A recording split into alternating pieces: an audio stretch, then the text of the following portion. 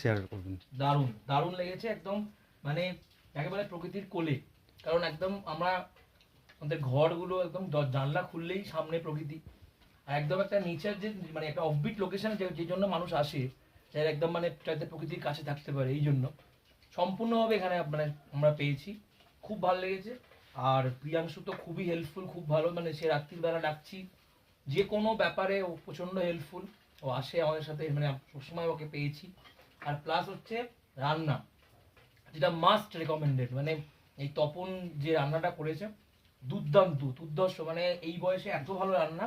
আমরা যে কটা দিন ছিলাম প্রত্যেক দিন দুবেলা আমরা খেয়েছি ওর কাছে। দারুণ রান্না বান্না, খাওয়া দাওয়া খুব ভালো। তুই বল। ম্যাডাম বলুন। আমি আর কি বলবো, তো মানে প্রচন্ড ভালো লাগছে খেতে। আর এইরকম একটা পরিবেশে একটা হ্যাঁ অথেন্টিক বাঙালি খাবার মানে ভাবা যায় না, জাস্ট দারুণ লাগছে। এই আমরা তো কি বলে আকাশ পাহাড় দেখতে দেখতে পাহাড় খাচ্ছি। দেখতে দেখতে খাচ্ছি, দারুণ লেগেছে, দারুণ। মাস্ট রেকমেন্ডেড যাকে বলে। Thank you sir, thank you ma'am, আবার আসবেন। Thank you, নিশ্চয়ই, হ্যাঁ নিশ্চয়ই। অবশ্যই।